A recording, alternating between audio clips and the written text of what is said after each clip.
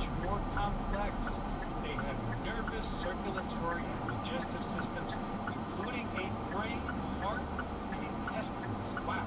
Salps link themselves together in long chains, and each night they journey from the depths of the ocean to the surface to feast on algae. How exactly do they swim so efficiently? Joining me to talk more about their work studying salps. It is really today how data are being used in the furthering for us here in the United States of the Colonial Project. And so as we saw sort of kind of movement across the country and taking of land and taking of people, today we see taking of data. This is the new quote-unquote frontier. And the new area of that, as we see the digital environment and our data writ large expanding explosively. Crystal, you've had a personal experience with the dynamic we're talking about here. Was there a moment when you realized that research could be colonial in nature?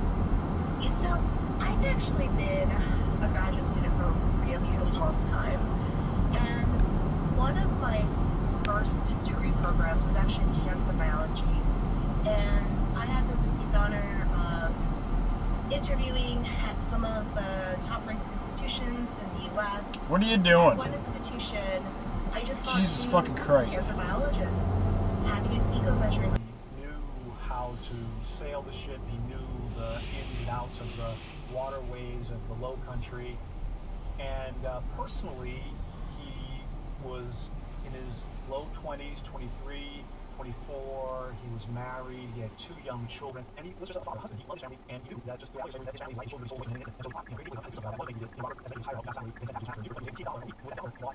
and so he sold on the docks. And he saved every penny and ended up negotiating for the life of his wife and children with his wife's master. He put down $100 down payment on the life of his family with a total sort of purchase price. Fucking green light. $500. But that was precarious. He knew how long it took him to earn that Really? much money, to save up that much money. And so he knew that there was a United States blockade, a federal blockade just outside the mouth of the harbor, and he knew that if he could somehow figure out a way to get there, that he'd be free.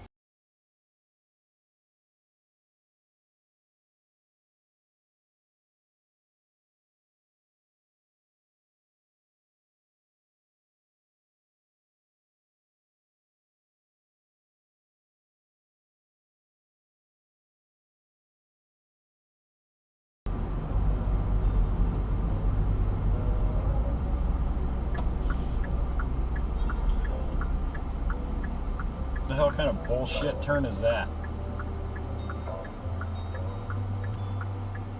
Caregivers are often spoken of as the workforce behind the workforce. They include millions of moms, grandmas, aunts, friends, and neighbors who watch other people's kids while parents go to work. In Arizona, a nonprofit has long worked to get these informal caregivers everything they need to do that job. Naomi Ehrenberg, Shanzi Asif, Paloma Beltran, Josh Crew, Aaron Elterman, Swami Gagneja, Summer Heyman, Mark Couch, Mark Blender, Don Lyman, Nana Mohammed, Sophia Pandelides, Jake Rigo, Andrew Scarrett, Elle Wilson, and Yolanda Omar. What kind of bullshit is that? Engineer our show, Allison Learstein, composer.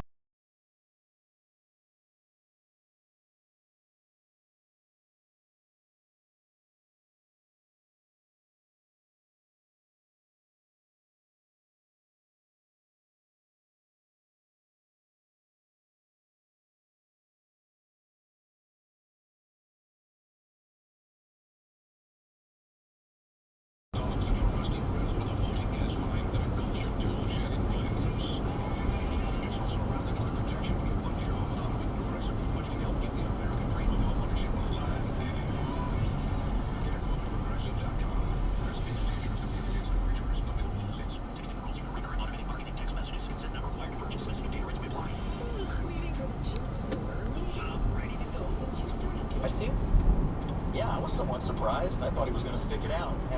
And because, you know, look, he's been talking about democracy and the importance of votes, and he got millions of votes in the Democratic primary, and now it looks to Republicans. like he's been pushed out by a few Democratic Party elites and some wealthy donors. And so I really did think he was going to stay. And obviously now we're in a strange new world. Prices for everyday things like groceries are still too high.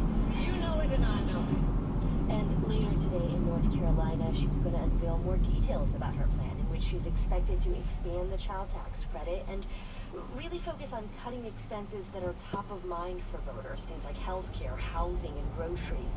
And to this point on groceries, that's something that Harris is expected to speak about today. She's calling for a